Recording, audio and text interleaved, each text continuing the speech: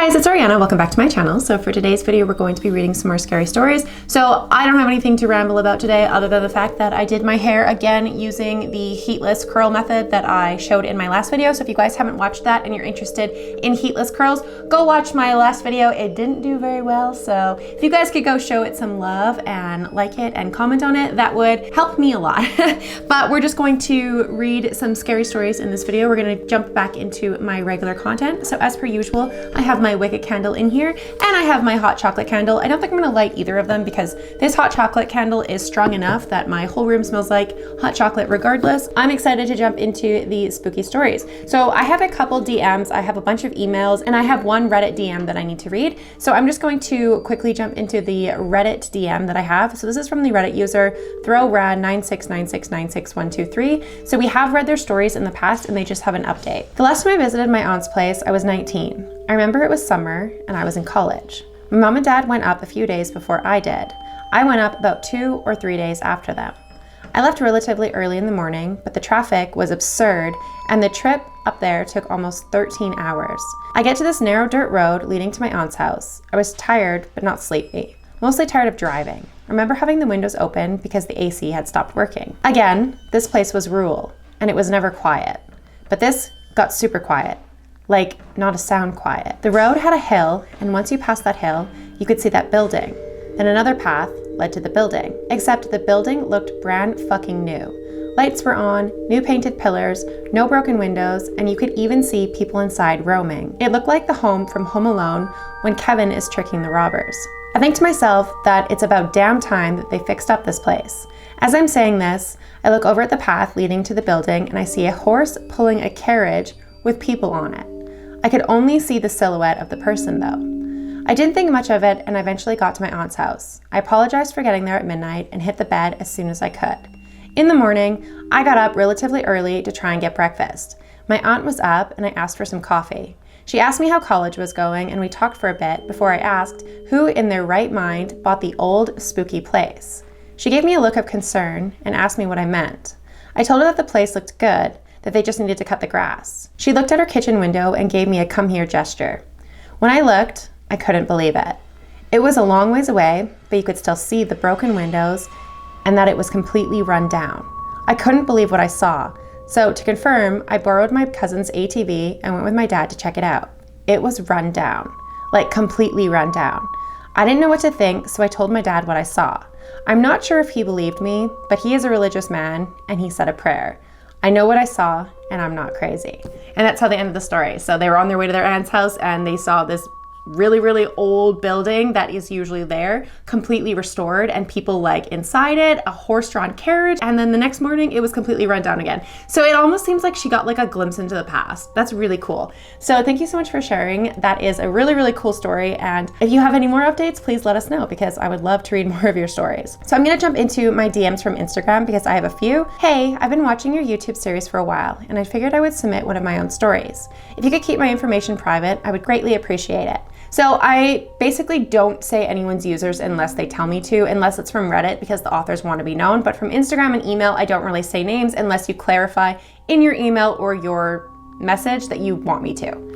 These are all true stories that happened to me as a child. I've always had a close connection with my great-grandfather. I called him Opa, even though I didn't get to see them very often growing up as they lived a province over from us.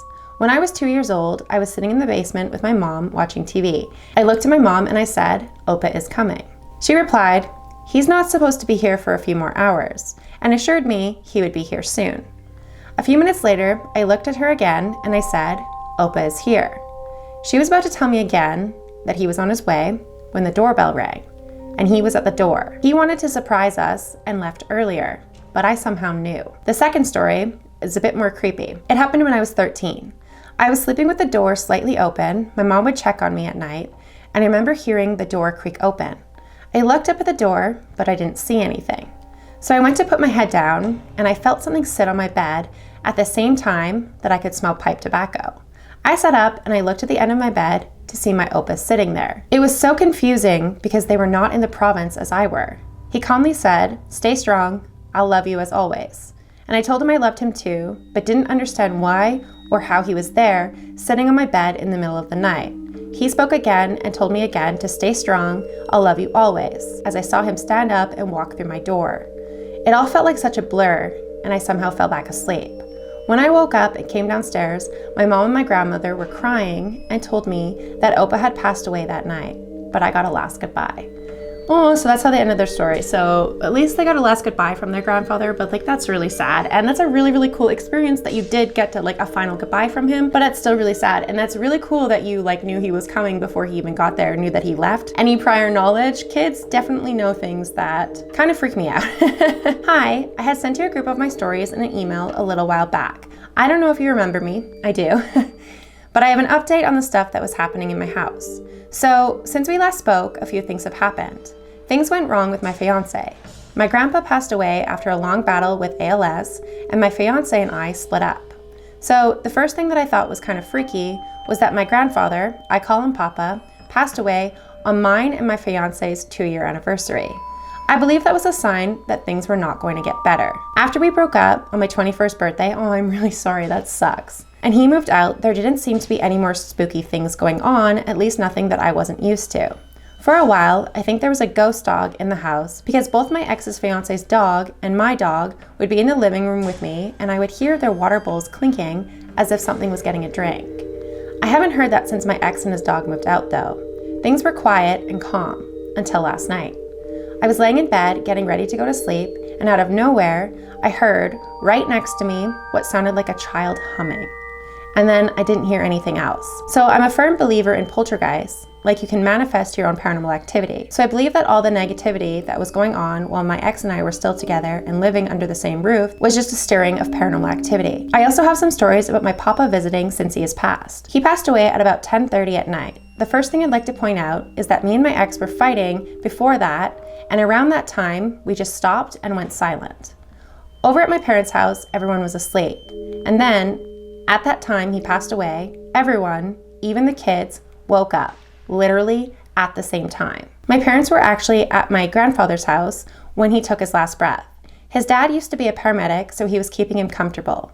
We all knew he was dying, so my parents had been there for over a week. My papa's favorite animal was a wolf, and after he passed, my dad had a dream about a white wolf, and in the dream, the wolf was standing over my dad, and it smiled at him, and that was it. Another of my grandfather's favorites was Bob Sager and the Silver Bullet Band. I wasn't informed that my grandfather passed until early the next day. My mom knew that I would be awake first, and so I was the first one that she had called. I also need to note that I had gone to see my grandfather the day before he passed, and the last thing he ever said to me was, "Hey baby." On the night that he passed away, I had a dream, and in the dream, I heard Night Moves by Bob Sager playing, and as I was walking in a dark place, there was a light. I turned toward the light and I saw my grandfather perfectly healthy coming towards me saying, "Hey baby." And he came up and hugged me, and he told me that he loved me, and then I woke up the next morning to get ready for work, and shortly after, I got a phone call from my mother. Ever since then, I know he is with me whenever I hear a Bob Sager song come on in random places or randomly in my car. So that's a really sad story. I'm so sorry that you lost your grandfather, but it is kind of nice that you got a final goodbye in a dream, and that whenever you hear those songs, it reminds you of your grandfather or you know he's around. Thank you so much for sharing. These ones aren't really like super scary, but they are really nice last minutes with their grandparents, and that's really sweet. I love your stories and I love hearing them. I have had a lot of experiences, but none as heavy as this one. Sorry if it ends up being a bit long. I was house sitting for some family friends. It's important to know that the youngest child, who was about 6 months old, would always wake up crying in the night ever since they moved into this house. And the father had unexplainable back pain to the point that he couldn't work. No amount of medical tests could find the answers. To start with, I just had an uneasy feeling in the house. It was winter, so during the cold evenings, I would turn the heater on for a bit, but not higher than 20 Celsius, and certainly not leaving it running overnight. I started to become extremely ill. I ended up moving a mattress into the living room as the bedrooms gave me an uneasy feeling, and one night I woke up to a very loud pounding on the door. I was in a paralysis state. My vision was blurry, and I was sweating, and I was extremely hot. The pounding was super aggressive. In my mind's eye, it was like I could see this dark figure walking into the house and going directly into the youngest child's bedroom. Lingering around the bed, it was like it was looking for a child. I could distinctly hear footsteps approach. The floor in the lounge and the open kitchen was tile, so the footsteps sounded like it was wet padding, and this tall, black blurred figure walked past. It circled around the kitchen lounge for what seemed like forever. Then I heard it shriek. It could have been shrugged off to be a feral cat, but it sounded like a child screaming. When the figure left out the back door, I was finally able to move. This could have all been a sickness hallucination, but I checked the heater and I saw the green light on, and it was blaring at 30 degrees Celsius, and the screen door to the back was not only unlocked, but open. I never went into the backyard, so I know I didn't leave it open.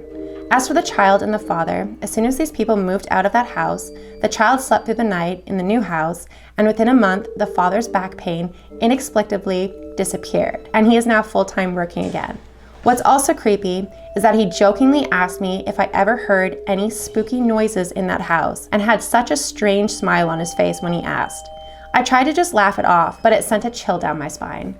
Oh my God, well, I'm so glad that they moved out of that house, because it sounded like they were experiencing some really heavy activity and it was affecting not only the child, but the father. So I'm glad that they moved, and that is so fucking creepy. Oh my God. I don't know what I would do if I was in like a paralysis state and something was moving around my house and I could see it and I could hear it, and then it leaves like a giant ass shriek in the middle of your fucking house and then just goes out the back door. That's fucking terrifying. Holy crap. Thank you so much for sharing, but like, I would never go back to that house. I'm glad that they moved, because that's terrifying. Holy crap. I have no idea what that could be though. That's just so creepy. Hi, I hope this is the right place to send my stories. I have quite a few that I've sent into other channels, but I'm gonna start with the first time I ever experienced anything. This one happened when I was younger, probably around 11. This takes place all upstairs where it used to be an attic. This was converted into another living space. My dad was sleeping in the den, drunk, right next to a window, where he woke up and couldn't move and felt a huge pressure on his chest. After a few minutes, he fell back asleep.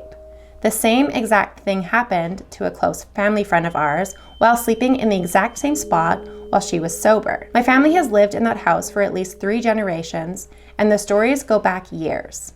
My great-grandmother told me when they first purchased the house, the water was still running in the bathroom next to the office, which used to be a bedroom. And the man who owned it kept the water running because right before his daughter died in that room, she asked for a drink of water. My grandmother has told me about times she's seen a woman in an old dress walking down the stairs with her baby in her arms, hearing voices, etc.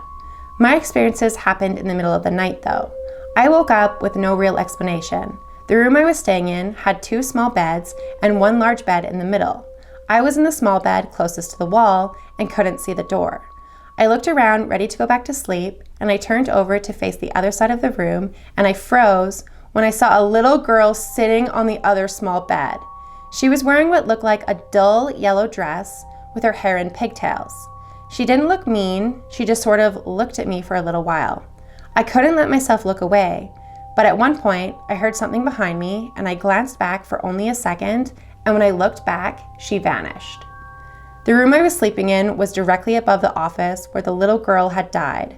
I have tons more stories about this house, so please let me know and I'll be happy to share more. So I would love to hear more about that house. That is so fucking cool. That's so creepy though. I haven't really experienced any full-on apparitions. I haven't really seen anything myself, so I'm kind of grateful for that, because I would shit bricks if I saw a little ghost girl in my house, but that is so cool. I would love to hear more. So if you watch this video and you want to send me more of your stories, please feel free to send more to me, because that is so fucking cool. So this is where I'm going to end the video, because we're already at the 18-minute mark. So if you guys did enjoy this video, please make sure to give it a big thumbs up. Don't forget to hit the subscribe button down below for more content like this.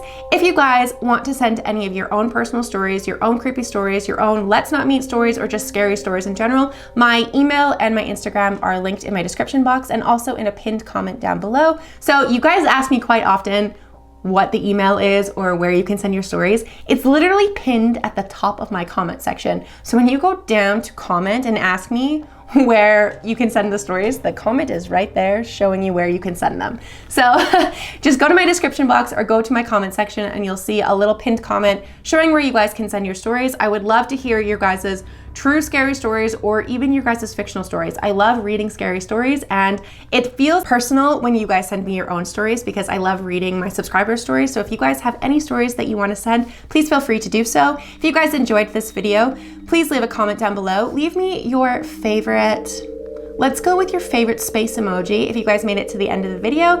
I will try to comment back to everybody who leaves me an emoji or leaves me a comment. I will, at the very least, like and heart all of your guys' comments, but commenting on my video actually really does help boost the video in the algorithm so it reaches a wider audience. So please feel free to leave me a comment, tell me about your day, tell me about anything, leave me an emoji, just leave me a comment. Also, don't forget to like this video, and if you guys have any friends that are into spooky stories, feel free to share my videos around, because the more subscribers we can get, the more people we can get watching, the more often I can do these videos. But thank you so much for watching this video, and I will see you guys at the next one. Bye. Oh, and happy St. Patrick's Day. I am wearing my green sweater to celebrate because I'm literally not going out. I'm not leaving my house.